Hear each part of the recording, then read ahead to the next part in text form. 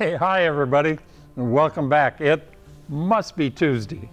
Couldn't be happier to be talking to you again, or be talking at all at my age. Big news, in case you haven't heard. October 16th and 17th in Branson, Missouri, there will be a Branson collector car auction at the Convention Center here in Branson, next to the Hilton Hotel. And we really hope that you can join us there.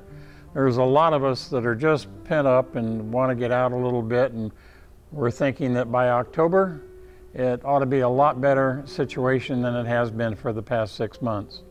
We all went through a lot of stuff, and now we're ready to move on.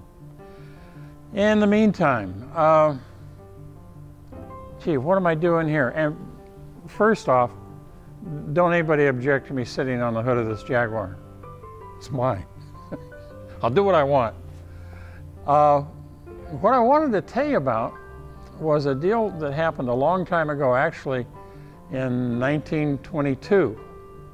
A fellow named Walmsley, I can barely get my mouth around that, Walmsley, and another fellow named Henry Lyons, who I know a lot more about, in Blackpool in Lancashire, England. They formed a company, and the company was called Swallow Sidecar and Coach Building Company. Well, William Lyons, who later became Sir William, he sold the coach building company in 1932, and he kept the other company.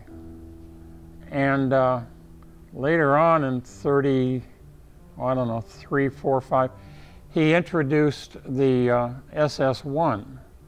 The SS1 was a sports car, 4-cylinder engine, beautiful little thing. The styling was exquisite.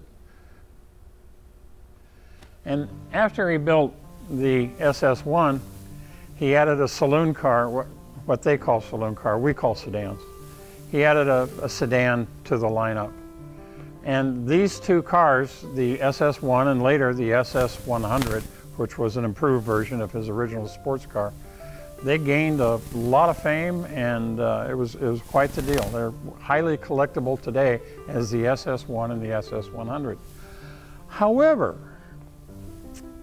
something happened right in there in the late 30s, and it didn't stop until 1945. That was called World War II. And then in 1945, the board got together, the board of the SS company, the Swallow Sidecar Company, which had several names along the way. They got together and they said, well, first of all, we need to change our name. Why is that? Well, after World War II, SS wasn't highly thought of, especially in England. So they changed the name to Jaguar. All right, so what does all of this have to do with all of this? Well, it's pretty simple originally.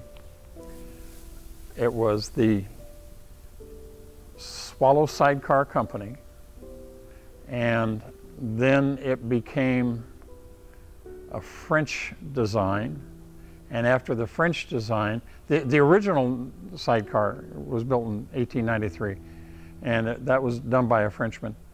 In 1903, somehow it became a British patent by the Graham brothers. And then back, as I was talking about earlier, 1922, Lyons and his partner made it a British sidecar company. So all of that went on, ended up, from Lyons' point of view, as a Jaguar. This is an XKE. And what else happened? Oh, there was another fella in Londonville, Ohio in 1913. I can't remember his name, it'll come to me. But in the original sidecars, they were mounted solid. So if you went around a right-hand corner, the sidecar could lift up. If you went around the left-hand corner, you lost traction on the motorcycle. And what this fella in Londonville, Ohio did is that he came up with a flex joint so that when you go around the corner, it flexes and it's much safer. It was also much better for racing. If you've ever seen the sidecar class race at the Isle of Man series, you'll know what a real daredevil is. Anyway, that's that was a long time ago too. I want to show you something else. This is something we're going to have in the auction October 16th and 17th. This is a custom chopper with sidecar. Okay? It's got the old school paint, the lace up on the paint here. The chassis was done by the same people down in Oak City that built the chassis for Orange County choppers. And the whole thing was put together by a fella and his company called Manny's Fine Line. Manny's Fine Line was actually a pinstriper. It's almost a lost art anymore. But Manny put this one together, and it's beautifully done with a 77 Yamaha 650 motor. Sounds beautiful because it goes through a real cool custom exhaust. And it's got a Weber carburetor, which they call a shaker carb because of what it does to the bike itself. It's old school paint.